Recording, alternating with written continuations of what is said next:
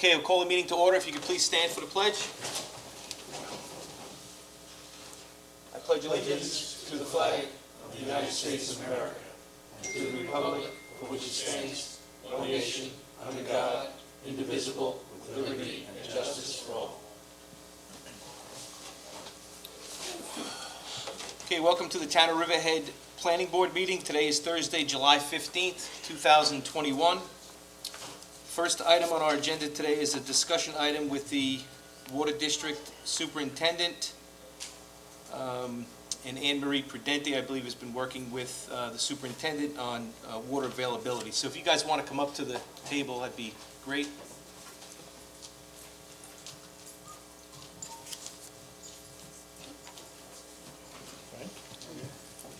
So we've been talking about inviting you, Frank, to our meeting for several months now. We wanted to talk about the water availability in the town of Riverhead. We have many projects in front of us that require water district extensions. I know there's two on Middle Road, forgive me for not remembering their names. One by Harrison Avenue, 15 to 20 houses. There's one down by Tall Oaks. Another 15 houses. There's one on Peconic Bay Boulevard in Jamesport. And then we have the big one at HK Ventures. So everything we've been reading about and all the information we've been getting is that there's a shortfall with the water supply in the town of Riverhead. So that puts us as planning board members in a tricky position when these projects come to us for approval, unless we get a clear letter from the water district saying that you could supply these extensions to the water district. So really wanted to invite you to talk about our path forward. Where are we? What's the situation? What can we do to kind of wrap our arms around this project and get to at least preliminary approval on some of these projects? So with that, what's the state of the water supply for the town? Well, quality-wise, we're perfectly fine. Volume-wise, we are pushed to the maximum at the moment. We're a little stronger in the low zone where downtown development occurs, but our real problem is the high zone. So we've been working tightly together, Anne Marie and myself, John Collins, have you involved. So moving forward, we're not going to be able to approve these projects immediately with water on hand. So we have to work with these developments and get the resources we need to develop the supply or storage that they need from them in order to approve them. So it used to be maybe you'd come and get a water availability letter far easier than you are now. So for anything with a environmental review or anything, we're gonna be requesting map and plans much more frequently than in the past. That document allows us to assess what the project needs, and then we can also communicate what we need to support that. And the water availability letter will reflect those needs. Okay. So how do we have a path forward to do that? Now, could we, so that ultimately goes back on the town board to approve a map and plan and to say whether or not the water district, can service it. But how do we capture that maybe in a preliminary resolution? Could it be contingent or conditioned upon town board approval of extending the water district? Well, so one of our thoughts is with respect to the water availability letter, and I'm sharing you, this is just like it's a much different letter than before. So I'm providing you all with a copy because it kind of details and highlights actually what someone making application is going to get when they request a water availability letter. In addition, our thought process is going to be we're going to do in the immediate preliminary review of a project.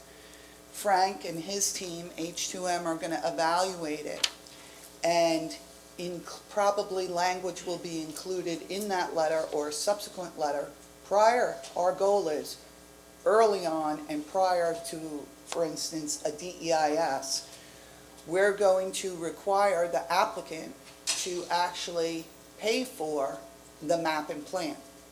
And so the details set forth in the map and plan are what should appropriately become part of the environmental record for the project.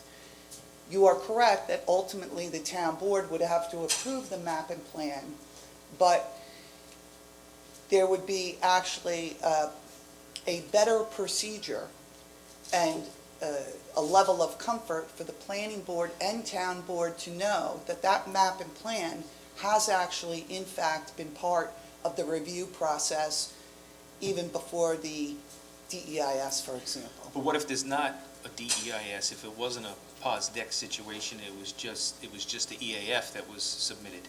Well, so we're going to tackle it, and I'm just going to hand out another just rough outline of the details that the water district is going to share and require and put forth regarding applications, and it's our opinion that these have to be addressed early, these issues have to be addressed early on. Really almost like immediately when an application comes in. A lot of times when people, and you could explain this better than me, because I'm not like the water technical person, but you know, a lot of times when you look at an application and you think about an application and the water calculations and what will the demand be for a particular project, a lot of times what you're not thinking about is it's not simply that demand. You actually have to think about the fire protection, peak demand. I mean, this condition only occurs, you know, during the summer, so we've got to essentially account for the worst-case scenario. Frank, it seems to me, and maybe I'm wrong, it seems to me that's an infrastructure problem. There's not enough water. That means bonding wells and making sure, you know, Nassau has 1 million people in a little tiny area. We got 34,000. That's a lot of taxpayers for the size of their district, so they're bringing in much more revenue than us. I know, but we all We've need committed water. the ratepayers of the Riverhead Water District to a capital improvement plan that's over $20 million. So if we stop development right now because we don't have any water, I anticipate personally doing $10 million of work in the next 3 years to catch up on maintenance of tanks that are at a critical state of near failure right now. So that's what the ratepayers, we're already asking a lot from them, and they're not responsible for supporting industrial and commercial development within Riverhead. So we're trying, we've been relatively successful in getting grants too. So we're looking at every revenue stream we can get, and this is where perhaps we could have been more aggressive in the past and where the problem occurred over the last 20 years. And that large projects were approved and perhaps did not, they should have paid for more infrastructure development, because who else can pay for it? If an applicant is denied a project, that maybe for Anne Marie, if an applicant is denied a project because of lack of water or lack of ability to serve water, does that open up the town for a lawsuit? Well, they wouldn't be denied because of lack of. Instead, what the law permits, and I'll email all of you the case law, what the law permits is if a proposed project, a particular project, demonstrates that that project requires the infrastructure, the well, the storage tank, and without it, the district, the water district can't accommodate, we don't have enough water supply, that applicant can pay for those improvements. And the letter that I provided to you actually states that. We're not denying them. We're saying, look, we have to look at our capacity, our ability to meet the demands of your project. If we can't with our current infrastructure, and we need a well site or a tank site, the applicant can pay and fund for that site. Can they build their own wells? Can they drill their own wells on their property to do They these can, projects? actually, and if Yeah. they choose to do that, that's tremendously expensive. Yeah. And then operating the system is, nobody wants to be in the But water if they business. build it and let you run it, That's possible. You know, that happens at the They'll water give it to you. authority. Yeah. Yeah. If your project was big enough, I think we would ask for that, got say, one up on Middle Road. big. that's possibly the solution to that. Drilling a well is complex because of, you've got to get a permit from the DEC, and we've done a tremendous amount of groundwork. Riverhead spent about $500,000 on defining the regional water conditions in Riverhead, so now we know where the water is. But I would advocate for a ground storage tank to be built in the high zone. The ground storage tank we built in the low zone really helped us out. Everybody's building them on the east end. Where's the high zone? The high zone is like the north end of Riverhead and the west side of Riverhead down to Epcal, including Epcal. And it happens to be where most of our big development is landing, with the exception of the stuff downtown, the buildings. The irrigation for subdivisions is something, we've been pushing water conservation tremendously, so at the same time, we're trying to reduce our usage during those peak demand We've times. been, we've been acquiring places like on 58 with their own irrigation also. Would that be something we should now look at for individual homes? And, That's an interesting question, because the DEC does not like that. I know. They would prefer that irrigation come from the water district so we can manage the aquifer as a whole. I personally disagree with that, and I think I don't know how to push back on that any harder, but the idea that you're going to encourage water suppliers to provide irrigation, that we spend all this money treating it to drinking water standards so that you can pour it on the ground, when you could just go get yourself an irrigation well, I think that's bad policy personally. So, But that's between them and the DEC, sorry, Stan. yeah, they don't need a permit for under 35 gallons a Yeah, minute, right? I would, if I was someone developing something anywhere, I would look to do my own irrigation well, because your key money rates are based on your water usage, and irrigation is a tremendous amount. And there's some confusion that key money is going to build the supply you need, but key money is really buying into the co-op that is the Riverhead Water District, that is this giant system that the ratepayers have developed, and now you want to come into that. So it's not appropriate for you to come in for free. They've spent a lot of money to develop it, but your needs are unique to your project. Well, key money is not intended for the large-scale improvements that are demanded by a particular project to meet the capacity. And what I'll share with all of you as well, we're trying to address the water issue really comprehensively. And we're even looking at the key money fees Yeah, it hasn't been raised since 2006, so we're, since 2006. So, as you probably are aware, you develop those numbers, that fee, those charges, and what you look at is, it's for the widgets and nuts and bolts, it's for staff time. So, that current number actually even reflects employee rates back in 2006. We're coming into 2022. So we actually have done we had the financial administrator do an evaluation, salaries then and now. We had H2M do a cost analysis of the mechanical parts and things like that, and then we anticipate in a week or two, we will all sit down with the financial administrator to get his assistance to actually do those fees, but it's likely you're going to see that coming. Okay. So the question I have is, you typically do a map and plan when you need to extend the boundaries of the district, correct? yeah, up until now, that's been sort of the position. So we opened that up at the advice of outside counsel, which was good advice, as a mechanism to assess the needs of individual projects, because they're so large in scale. Okay, so if a parcel is within the water district and has been for 50 years paying water district taxes, you could still make that request to them?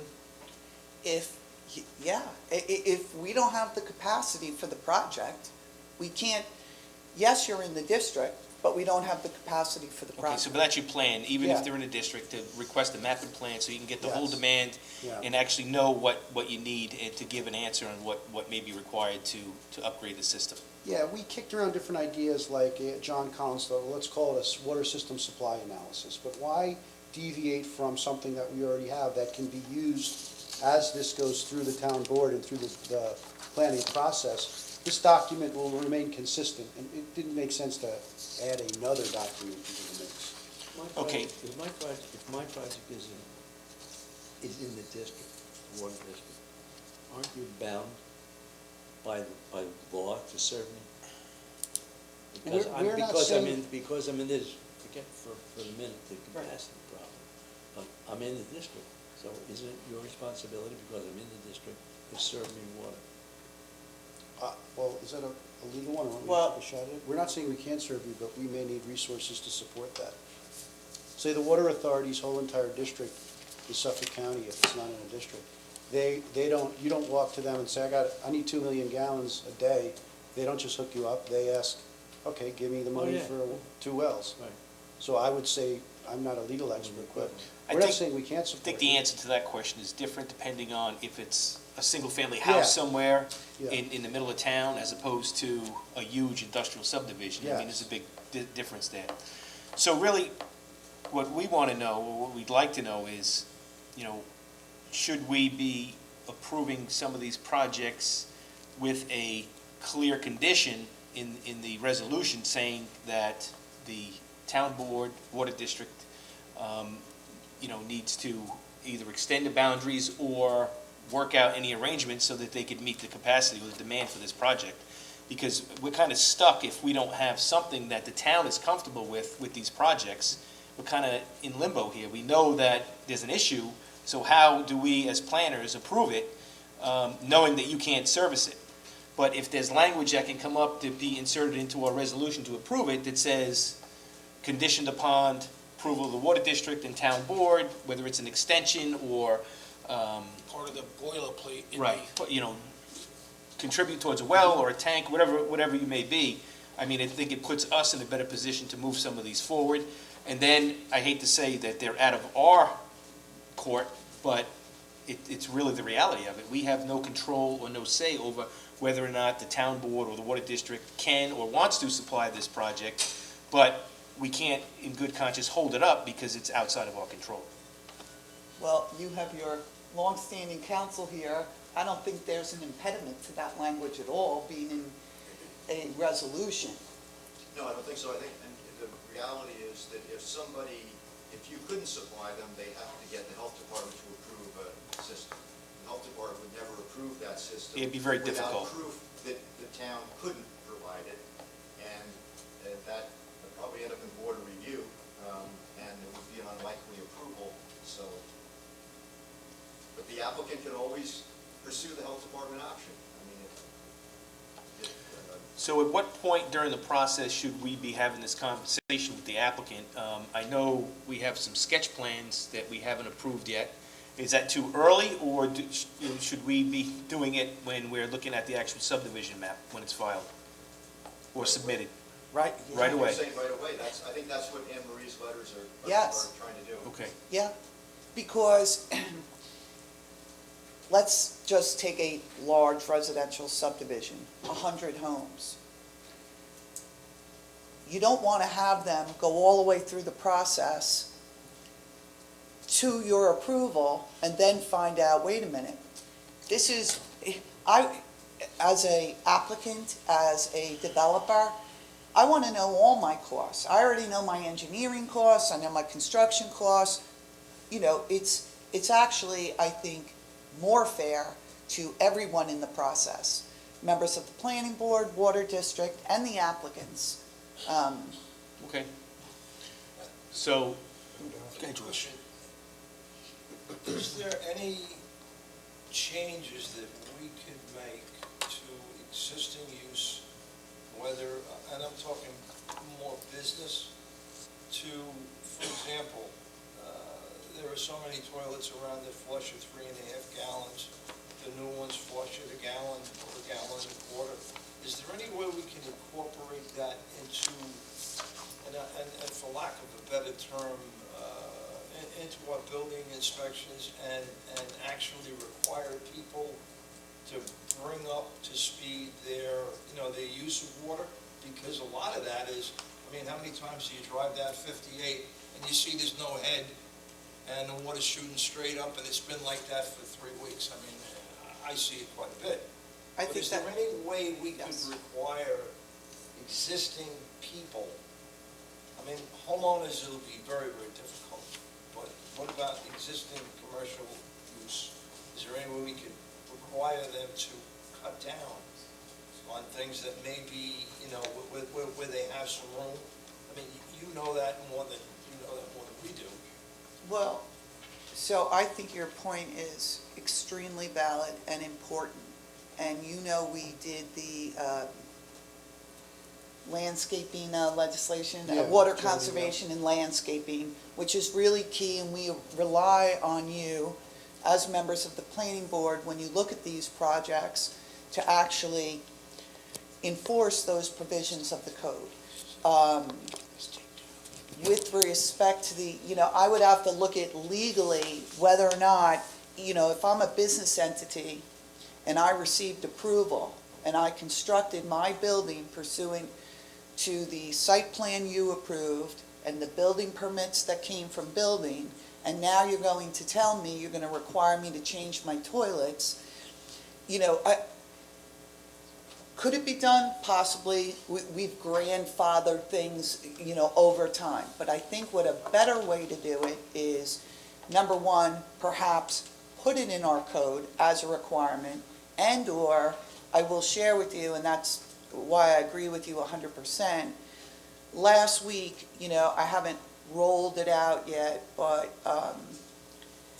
I have an idea in my head that, I want to share with the town board about maybe incentives for even residences to, on their own, voluntarily switch and put in the, forgive me, I'm like so bad technically was. Smart irrigation controls. Smart irrigation, low-volume toilets. I think it's also leak-proof toilets. But I think part of George's point is it's not too late to make that going forward. Yes, Anything I new, agree. mandatory. I agree 100%. And that, Yeah. say, that would help the when situation. we think about the You can't economies, only get one. from that alone. Yeah, And, we all read what's going on, around us with, other entities wanting to supply, which I am dead set against, but. We've been encouraging people to do waterless landscaping, but maybe it should be codified. that would be nice, yeah. I always comment to use a smart controller, and we worked with Glennis Berry and did a big conservation program with some of our biggest users like the town. We put smart controllers on any system that we could. And the school district we currently are working with, we had smart controllers donated. There's a cool article about in the Riverhead Local. And we've been doing what we can internally to try and take those big users, those big irrigators, and make them work as efficiently as possible. That program's going to continue going. We're going to analyze the results with the school district, and as we learn what really works, hopefully implement that town-wide. This all takes time, And so I was considering, and talking to Frank about, I'm sure all of you are aware, more than once, we rolled out essentially emergency orders and put flyers out regarding alternate days of the week watering and asking people to water at particular times and not water at particular times. And I was talking to Frank about it, and we're considering it, and I'd be curious what all of you thought. I said to Frank, perhaps we should codify that, because with the codification, we could have penalty. Why? I'll tell the other day, it was pouring rain out. I drove down 2 blocks, and in their front yard, their sprinklers are going. I'm like, it's pouring rain. It just wasn't pouring. We had 3 inches in a half a day. Right, Yeah. right. but, you know, the sprinklers are going full bore while it's coming down. I'm like, I can't believe, you know. So I was thinking of codifying that, and we could codify it just for the particular months where we know the demand goes through the roof.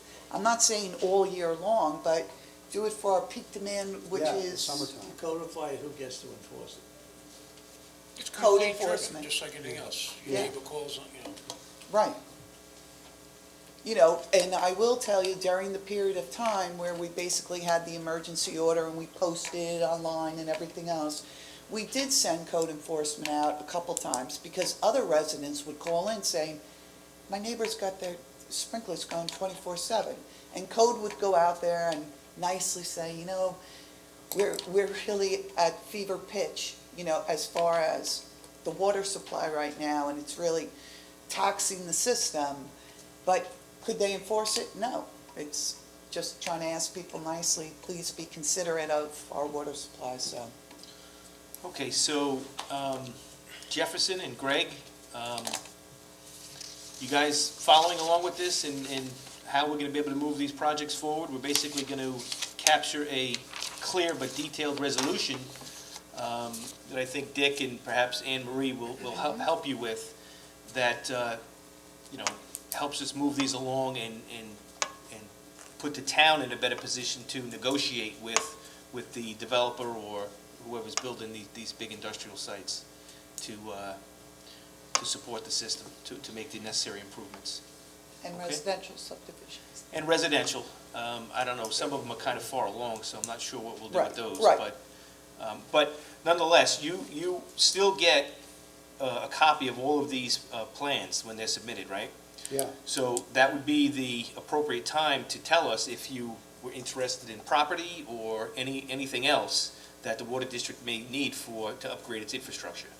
yes, Greg's been working with that as far as Okay. comments, and we've gotten a lot better at that, I think. But there's always room for improvement, you know. We've got to really tighten that up.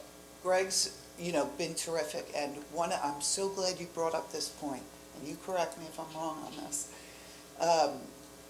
So a residential development project on Edwards Avenue, what the town board did when they approved it, and they clustered a portion of it and created the open space, when this board, the planning board, did that, they actually allowed and covenanted, required the applicant to covenant that in that open space, so many acres could be designated for a potential water site. And that's one of our key well sites for like the Edwards Avenue area. And even after that subdivision was under construction and being built, I think, correct me if I'm wrong, it was the applicant who came back. They had two different open space sites that the planning board had designated, one of which the planning board said this could be a potential well site. They started construction, and during that, they then asked, can we switch? You know, put the well site on this one, am I right? Yeah. And People know that you know, they're it's- moving. That's going back a ways, I know Yeah. we. Yeah, but it's a very smart move on the part of the planning board, and it protects Riverhead Water District ability to create the supply very, very simply, and assist the applicant. It's really like a plus. But you have to tell us when you see Yeah, I the would communicate that. In plans. fact, we have a Through- project through- out there now, where we requested 2 acres.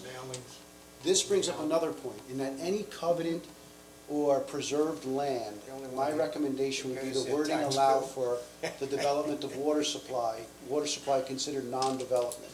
Because a sterilized parcel for open space is nice, but if it's in a location that's viable for water supply development, the water district should have access to that, much like a Pine Barren. That happens often. Yes, but there have been some cases recently where the preserved land was essentially sterilized, Too late. didn't allow that to happen. So I'm saying any preservation should allow for water supply development. So we would have to capture that in the approving resolution. Yeah. Yes. I'd like to be just like a standard boilerplate thing the town does. Greg Jefferson, this is You guys got this? Okay. All right, anything else we need to discuss with the water supply? I thank you guys for coming on short Thank notice. Thank you for inviting us. We didn't get to yes. thank you in the beginning. Okay, Thank thank you. you. This is how we're very gonna much. fix this. Appreciate it. Thanks. Good luck. Yeah.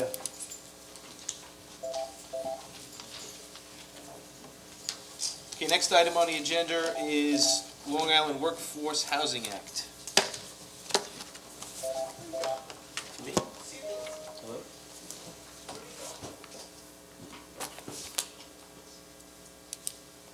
Okay. Wrong extension, wrong extension.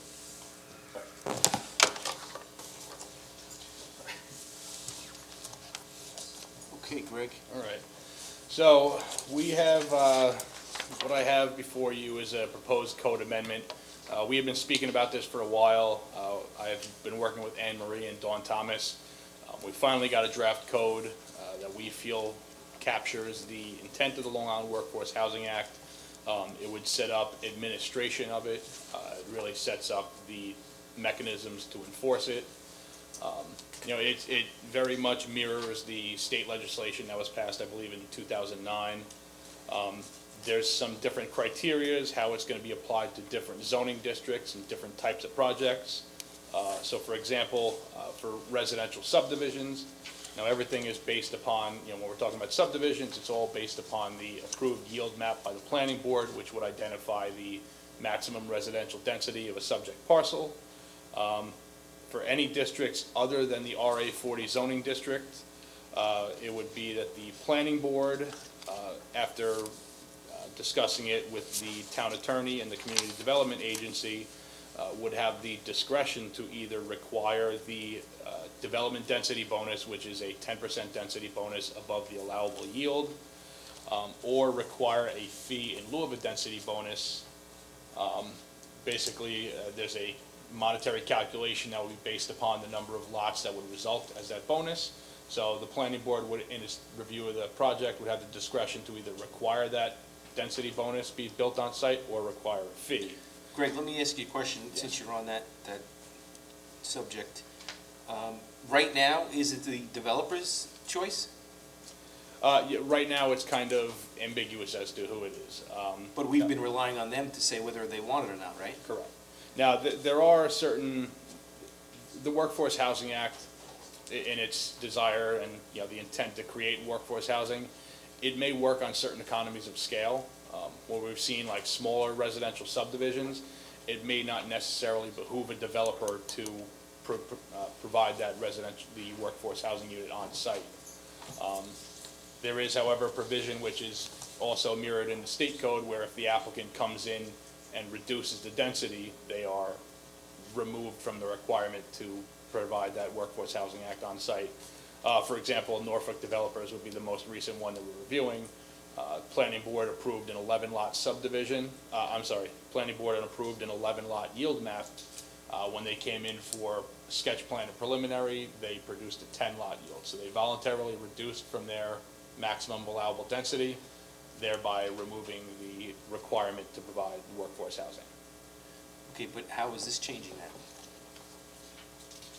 that? Well, this basically, I mean, I guess it would be all predicated upon how the applicant wants to continue. If they want to submit a sketch plan that is maximizing their residential yield, the planning board would then make the judgment call to either allow the density bonus or require the fee in lieu of the density bonus. So it still would be predicated upon how the applicant wants to Okay. proceed with the application. Okay. Can you explain the fee in lieu of density? I read it and so, huh? Yeah, that's one, and I mean, that I would probably defer to Anne Marie. We've been both working on this. It's basically, it's calculated based on the Nassau-Suffolk median income. There's a percentage, sale and resale of affordable units.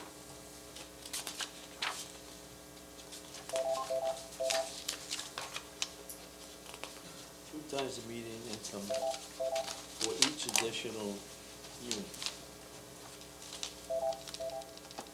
Correct, so I mean, the fee is predicated upon the Nassau Suffolk median income or a certain percentage that the There's developer. an exception, that's what confused me. Which section are you looking at, which number specifically? Just the second page where you, in the definition.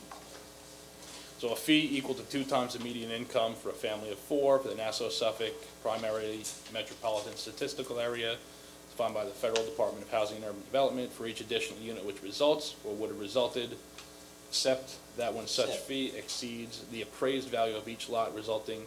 I'll be honest, that came from the town attorney's office. I would have to defer to her in terms of, It sounds a little, there's a lot of legalese in here, a lot of it is not, it didn't come out of me, but that was put in there, the town attorney's office, there is some legal basis for that.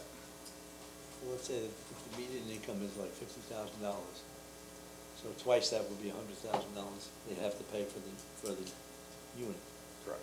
with one. Correct. Whatever that median household One income. or however many density bonuses you Correct. get. Correct. Except now how you evaluate the value of the property. Isn't that what they're saying here?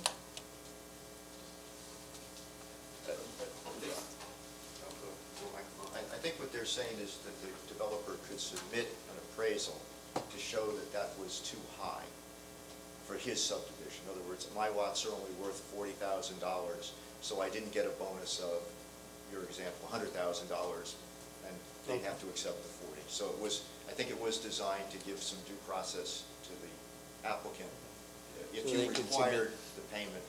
The reason to require the payment perhaps over the, it's very difficult to administer this program. If you have a 10-lot subdivision, you've got one house, is it in perpetuity? Who's going to enforce it when it's sold 20 years from now? How do we know what value it should be sold 20 years from now? Are you going to run a lottery 20 years from now to determine who can purchase the house? Riverhead has a very vibrant community development program that is refurbishing houses, so 2nd Street, 3rd Street, all of that area is being upgraded through the home improvement program. So the money would likely go into the Community Development Agency Home Improvement Program, and that would improve your housing stock generally. So the thinking was, rather than get caught up in administering spot homes throughout the community, let's bring all the housing up to standard, which was the basis for that in the. Were you able to hear me on that one, or Jefferson, can you hear me when I talk in there? Use the mic. Okay. All right. Any questions about that?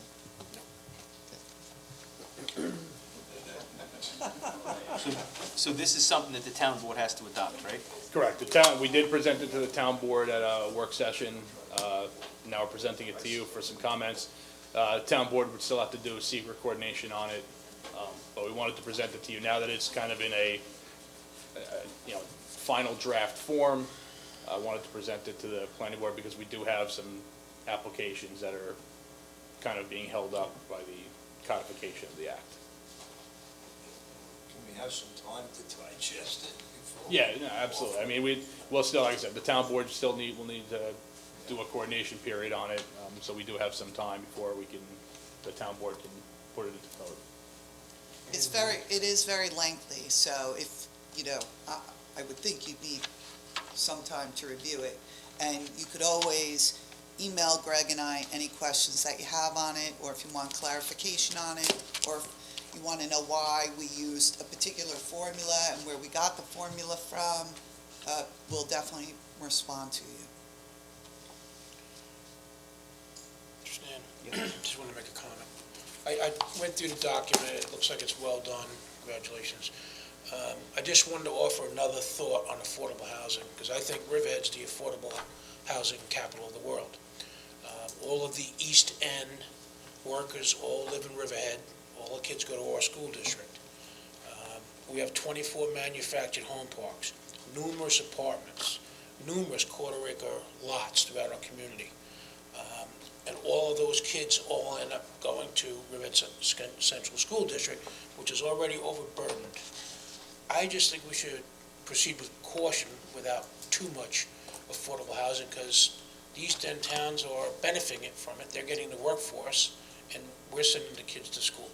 Just my thought, but other than that, the document, I like it, it's good. Is there any choice in the matter, though? There's no choice, right? But, So I think what would help is, because a lot of times, and I myself use the term affordable housing, this is geared toward workforce housing. Under, quote, affordable housing laws and affordable housing criteria, I can show you the difference with workforce housing and give you examples of the potential of what one of these homes could potentially sell for.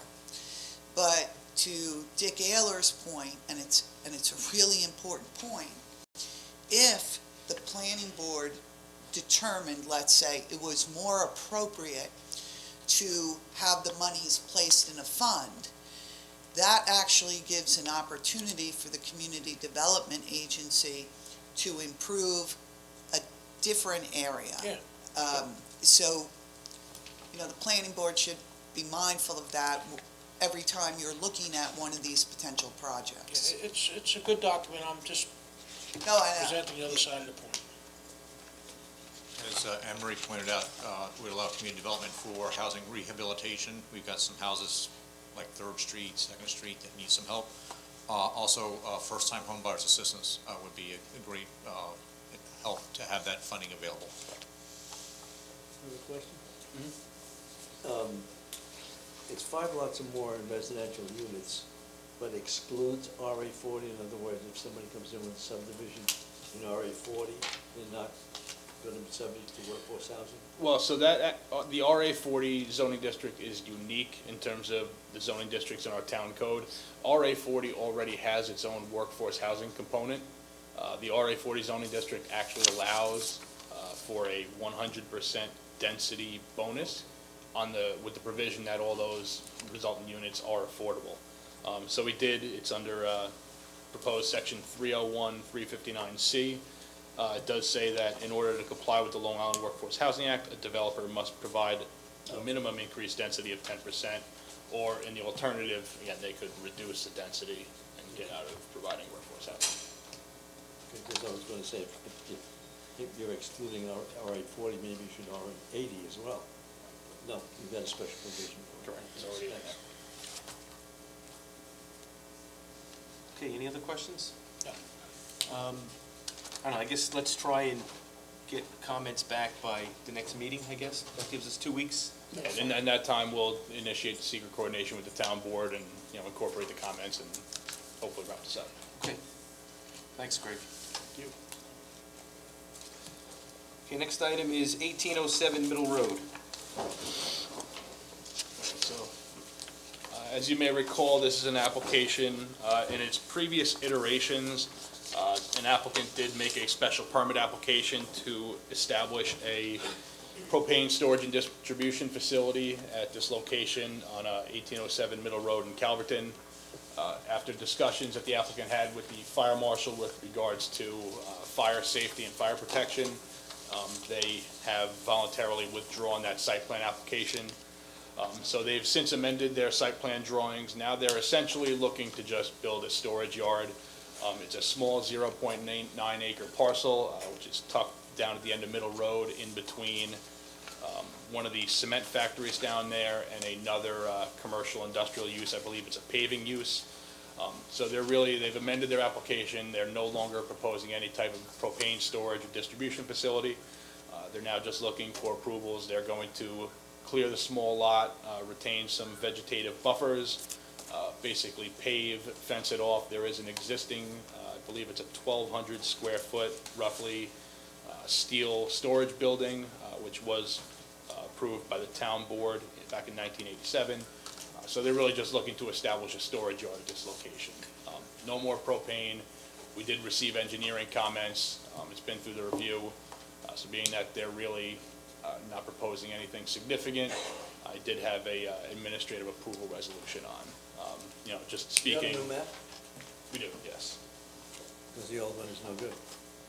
The one that you got was the current map. It was revised to, It says great propane.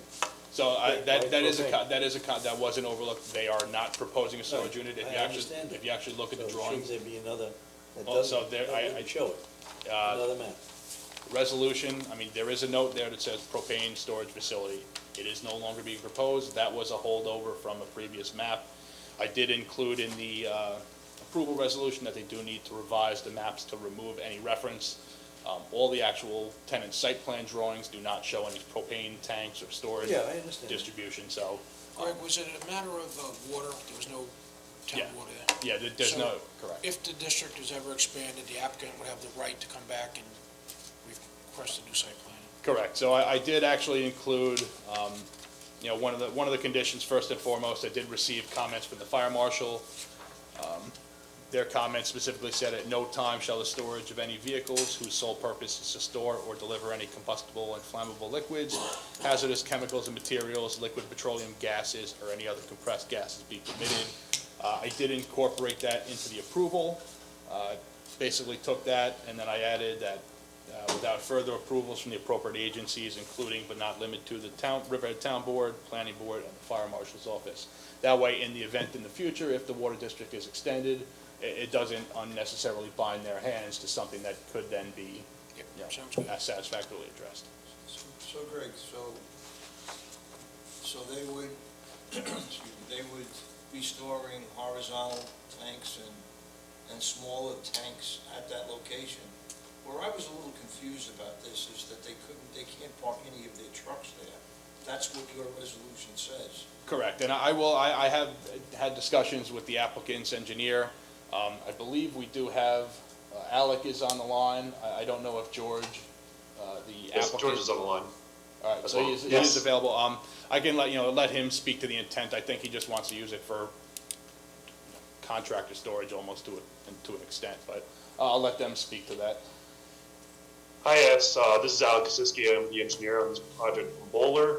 The property owner is on Zoom as well.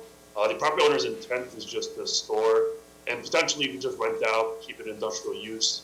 He's no longer going to use it for for Great White Propane, which is going to use it as strictly storage yard. He's aware that no vehicles will store any combustible materials here. I believe, and he can speak for himself, that the intent is that he's going to rent it out to some kind of industrial use of the property. Is there going to be lighting on the site? Yes, there will be Yeah. lighting, there will be drainage, and paving improvements. Correct. Fencing? Fencing, yes. with The resolution's clear that no, not only vehicles, but no propane or other Right. flammable gases could be stored on the property. That is correct. Correct. And George is aware of that as well. Okay. Yeah, and as a condition, they would have to file covenants, so those would be recorded against the property. And again, in the event in the future, if water is extended, they can come back for necessary approvals and review Sure. at that time. Okay. Any other questions? So this is now administrative because all that's been removed from Correct, the table? it's essentially a clearing permit and paving and drainage. Okay. Great, thank you. Thank you, everyone. Thank you. Thank you. The next item on the agenda is Crown Castle at Fresh Pond Avenue. All right, so, as you recall, we do have a site plan application to construct a new wireless communications tower on the east side of Fresh Pond Avenue. This application did receive the necessary relief from the Zoning Board of Appeals. It did receive a special permit from the town board. We had the planning board held a public hearing on the application, and now we just have we have two resolutions on. One is preliminary and one is final. I know we don't usually have back-to-back approvals like this, but typically our preliminary approval is granted with conditions. Plans need to show certain revisions. In this case, that is not required. The plans as proposed could be approved. I have run these resolutions by the town attorney as well as outside counsel because there is pending litigation on the property. They were both okay with, proceeding with the approvals. So, What's the litigation? I believe it had to do with the conditions of the zoning board of appeals decision. Just for the board's knowledge, those conditions imposed by the ZBA were carried forward in both the special permit, and they are also included in this resolution. I don't know what the final outcome of that will be, but as I said, they were both reviewed by council, and were given the sign off on it. We did have some discussion at the last meeting on this, and one of the residents, I think, right across the street, spoke up. From what I recall, there's another facility that's going to be decommissioned. Correct. And then, well, this one will be constructed, and then that one will be decommissioned. And one of the points that I brought up was the sharing of a generator by the cell carriers. Instead of having 3 or 4 different generators on the property, why couldn't they share one, size it and share it to minimize any impacts to at least that house and whoever else is near there?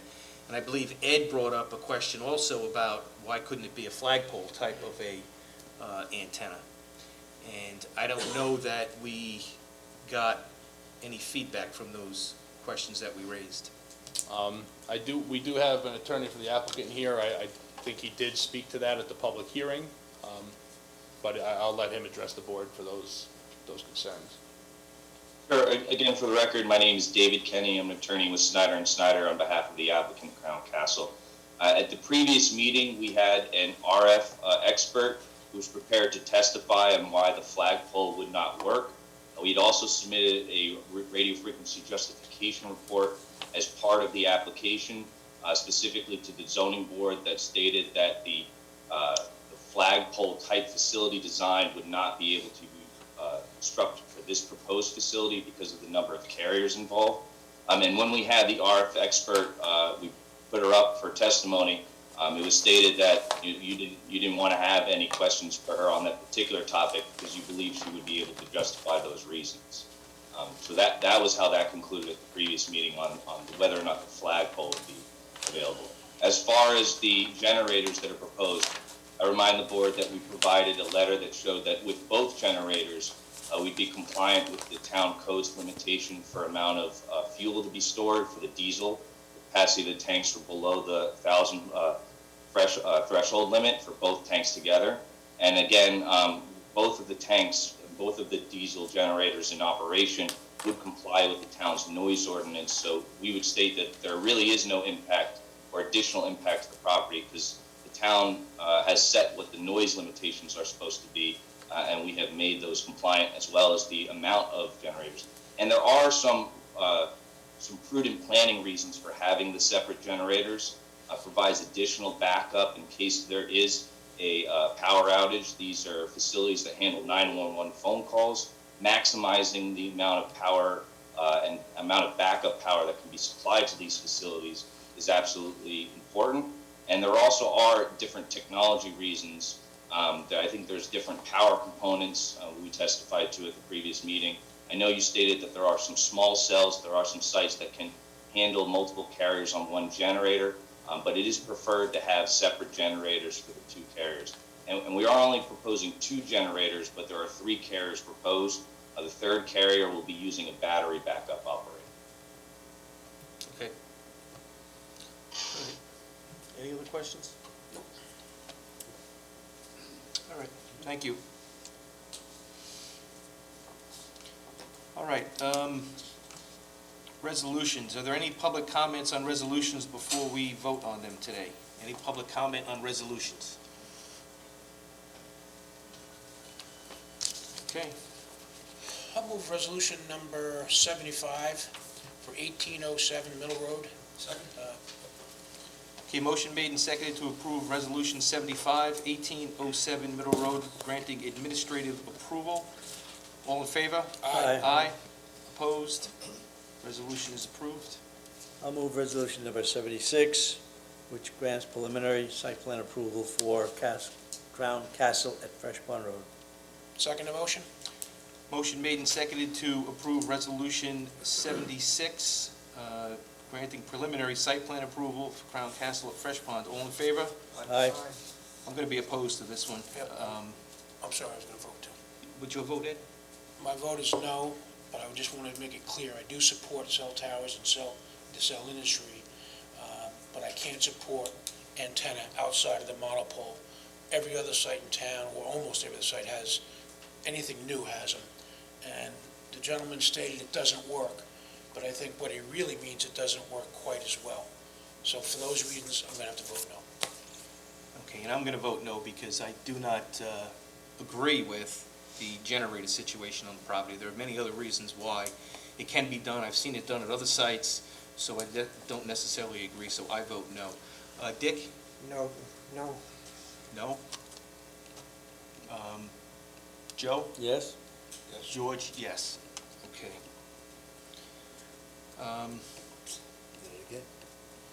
So there's no need to take up Resolution 77, correct? Dick? I think you better table it. Table it? You could. I think the best thing to do would be to table it. Okay.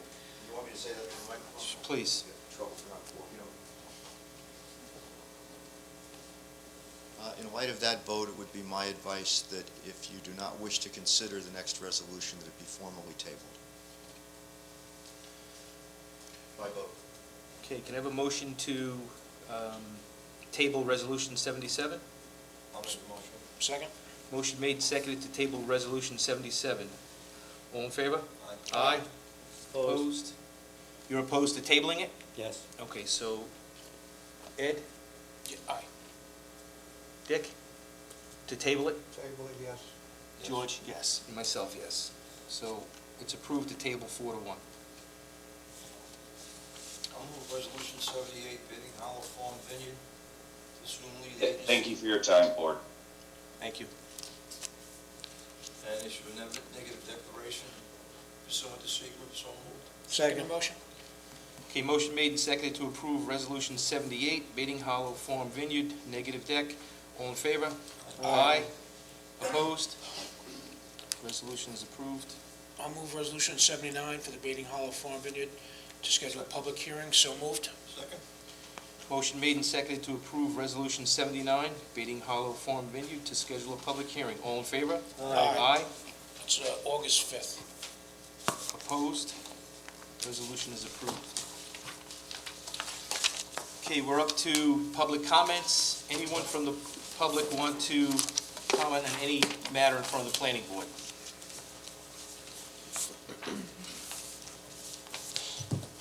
Good afternoon, Chairman, members of the board. Martin Senleski, I'm here with regard to a previous application, or a previous resolution, I should say, regarding 48 Cromer LLC. I just wanted to give you an update because we've been at a few meetings. And at the previous meeting, actually the June 17th meeting, we were here and we had talked about revisions in our meeting with the fire district.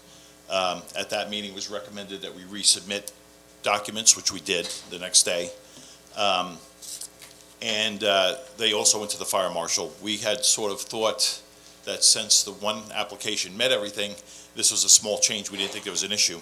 But after the fire marshal did look at it, he said that unlike the previous site plan, this opened up some additional issues with the road, a driveway being behind the tank. So after we realized that, what we did is we sent out a request and an email to Jefferson Murphy, and I believe everybody else that's been involved with this application, noting that we are then going to stick by the 325-21 plan, and we had requested a revote, and that it be placed on the agenda. The 325 plan, again, is the one that had been accepted by the fire marshal's office after their review. So that is the one that was included in the previous resolution and had met all of the requirements and all the mitigation measures that were required for it to be hopefully reacted upon. It still had been held up at this point with regard to the fire district, I believe, still requiring some information from them. I will point out that at the meeting on the 17th, it was confirmed by Jefferson Murphy, the Director of Planning, who's a certified planner, as well as the Planning Board's attorney, that there is no specific requirement to hold up the application for that correspondence. I did want to add something specific to the fire marshal. about the fire marshal, and that is, sort of goes back to that issue when we submitted another plan, and we were like, okay, let's do something and, try to see if we can get things moved along. And I had told Jeff, I said, we got to call the fire marshal, tell him, this is no big deal. The other plan met everything, so it should be no big deal. And Craig took the time and reviewed it, and he came back with comments. And with that, I would say that there have been issues with the fire marshal's office in terms of timing, because they're understaffed. The town board knows that. They're taking action to get the fire marshal more staff. A lot of us who deal with permits and applications have been frustrated, and when Craig came back with that review, I was really impressed. And the reason I was impressed, because I realized that Craig doesn't rubber stamp anything. If he has something that comes there, it's going to take a little time, but he's going to sit down and he's going to review it, and he's going to make sure that the code is met. He's a really good fire marshal. I think Craig is a real advantage to the town of Riverhead. I think he's very highly qualified, and as also confirmed in the minutes that are now published for the meeting of the 17th, noted by Jefferson Murphy that he is a code official and he is the one responsible for interpretation of the fire code in the town of Riverhead. As to the waiting on the fire district, we had met with them again subsequent to the previous meeting. I still presume that this board and the town of Riverhead has the same confidence that we do in Craig Zidek. I think he's a very good fire marshal. Unfortunately, it appears that the fire district does not have confidence in Craig or his abilities. They've actually held a special meeting, and they've gone through the process of hiring an outside engineering firm, spending tax dollars to re-review the plan for fire safety. I'm surprised that they don't have confidence in Craig Zidek. I think he's a very qualified fire marshal. That's, is what it is. But I would think that, with that said, I would presume that this board goes by what the fire marshal says, because he is the code official in this town that makes those determinations. So just bringing you up to speed as to where we are, and I just wanted to share that information with you. Thank you. Okay, thank you. Any other comments from the public? Yes. Good afternoon to the board. I'd like to be heard. My name is Robert Merrihy with the law firm of Conforti & Waller, 250 North Sea Road, Southampton, New York. Concerning the applicant, 48 Cromer LLC, I would ask at this time, based on the information that Marty has provided to you, that the board members be polled to re-vote on that resolution that was voted on June 3rd. Okay, so we're not obligated to re-vote on an application that's already been voted down. Well, there's some argument about whether it was voted down, and was that a final determination? I don't believe it was a final no vote. It was just not approved by the board, and Which is why, it was the consensus of this board to wait for the fire district comments. But what I will do for you, since you asked for a poll, I'll do that for you. So Ed, had you voted yes on this initially? Has your position changed? No, sir. Okay, so you're still a yes vote. Joe Bear, you voted yes on this. Has your position changed? No, yes, it's still a yes vote. Still a yes vote.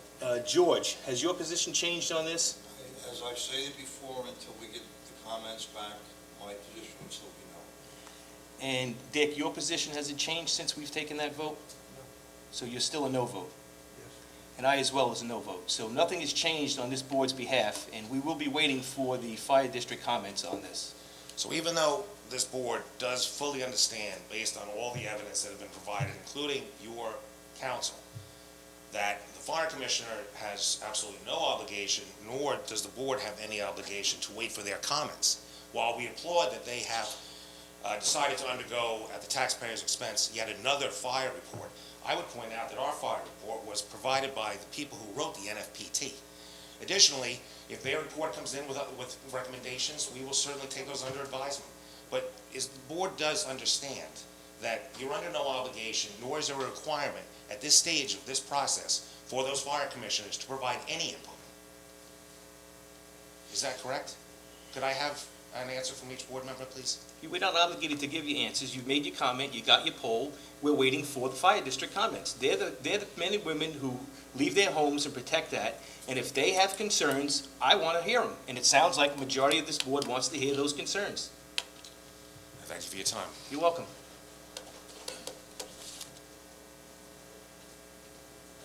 I'd just like to add one final comment.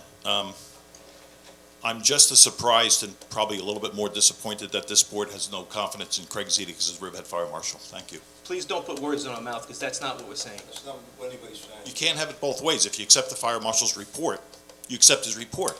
And you You can't can't have tell it us both what our ways. opinions are. Either you We're the accept board. the fire marshal as the Thank you for authority or your not. comments, Marty. Thank you. Okay, well, I'm just disappointed Thank you. that you don't think the fire marshal is competent, and you're... But it's not fair to put words in our mouths or the fire district's Well, then mouths. why are even you saying that there's accepting no another confidence. engineer's report that to supersede Craig? You can't have it both ways. Well, that's what we've decided.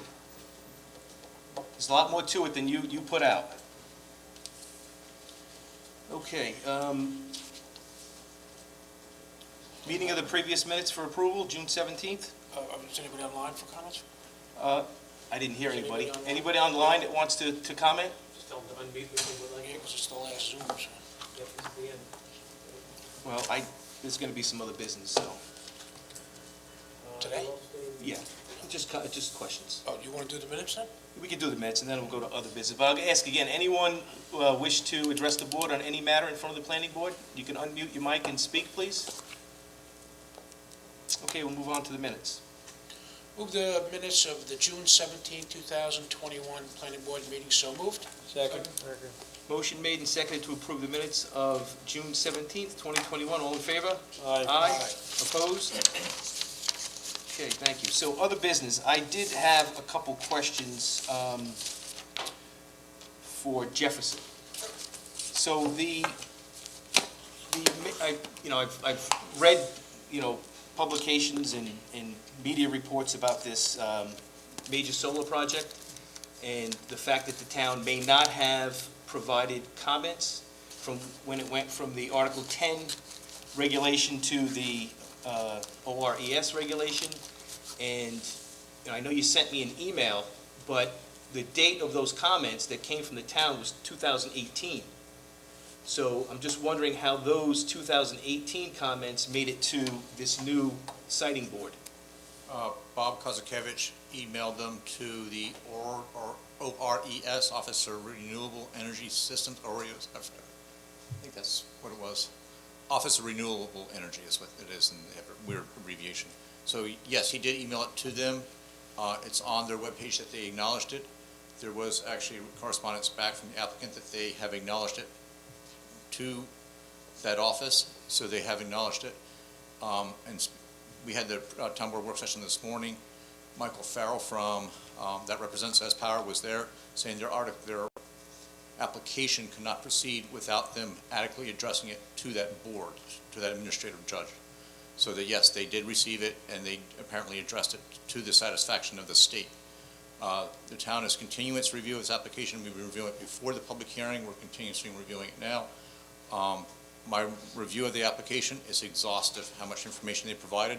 They provided more information than I've seen on any other application I reviewed in my 40 years as a planner.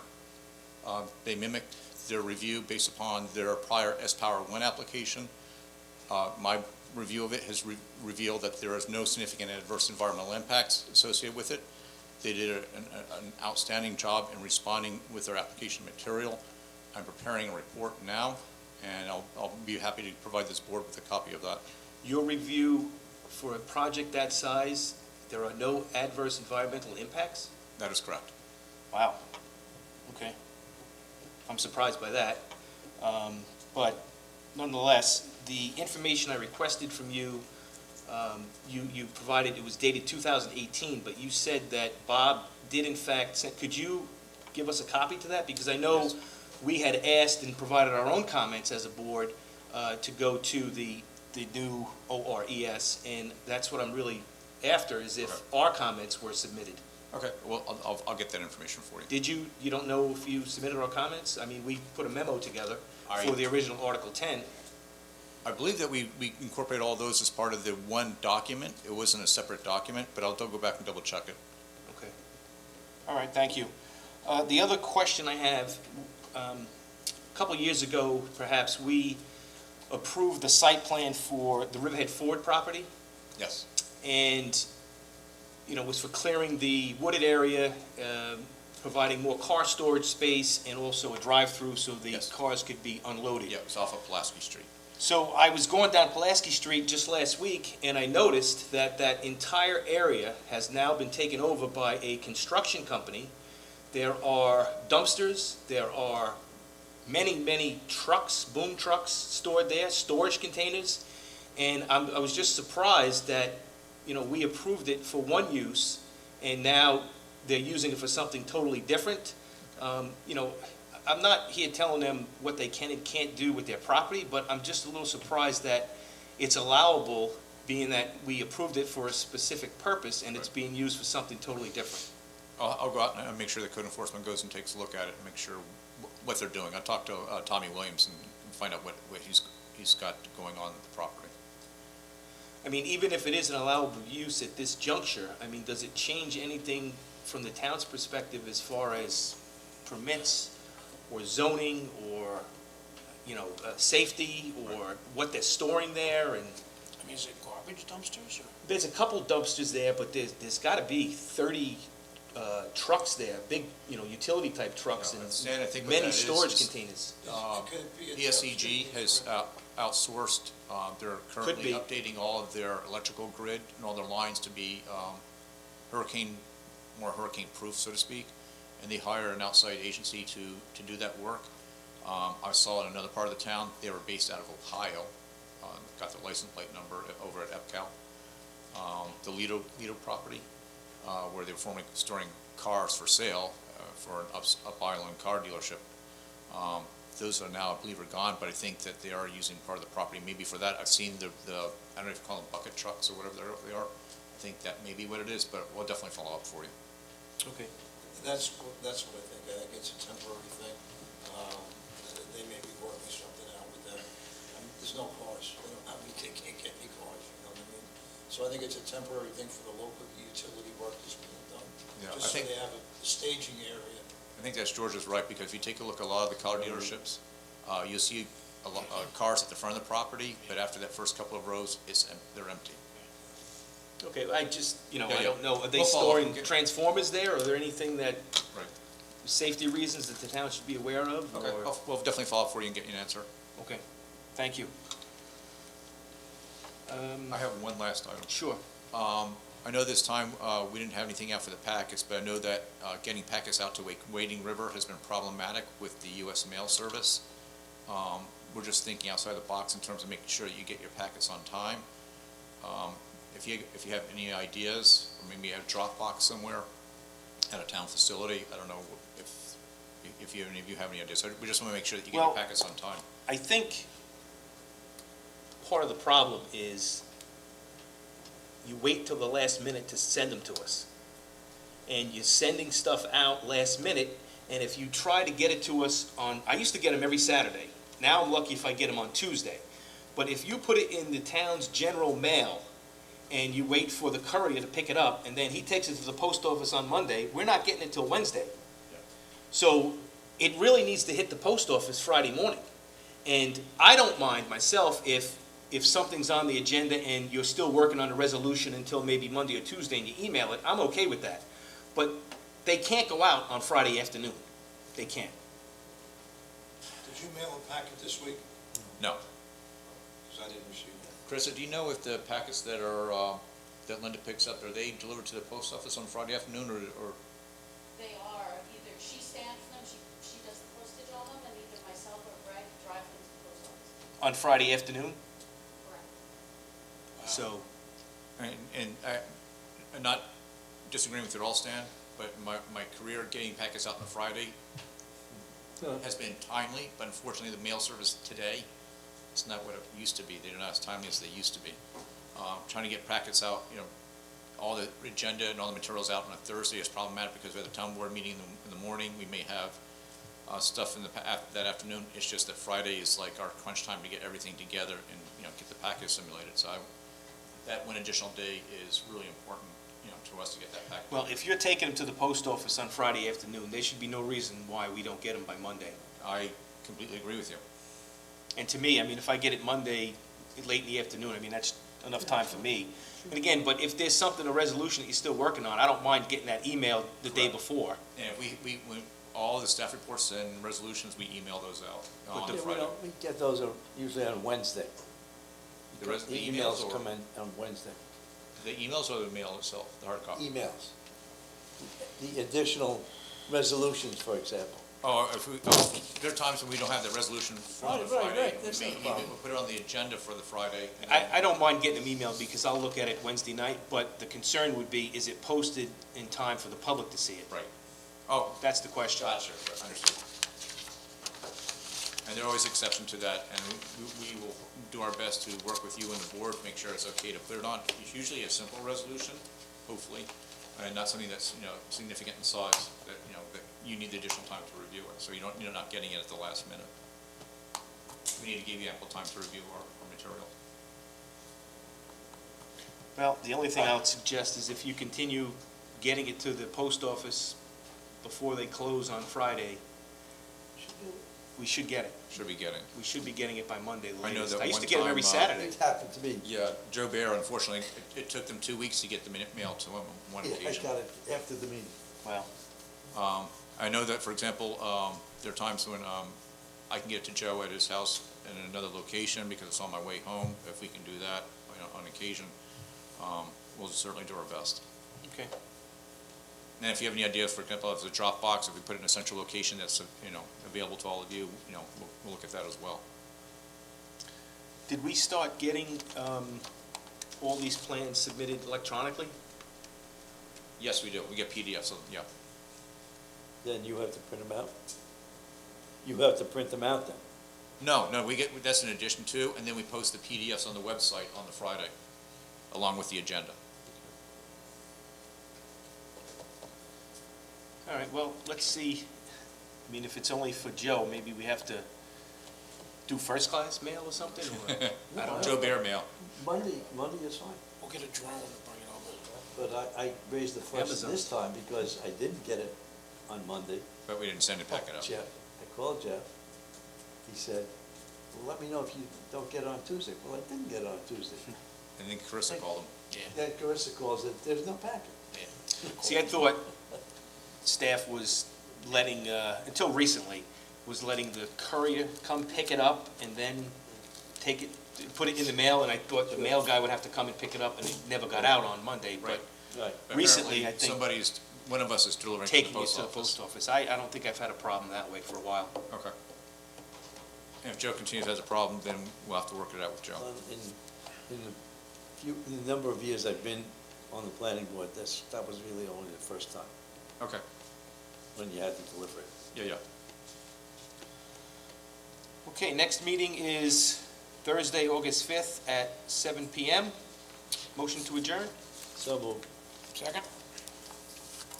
Okay, have a good evening. Enjoy Alive on 25. Yeah, fireworks night downtown.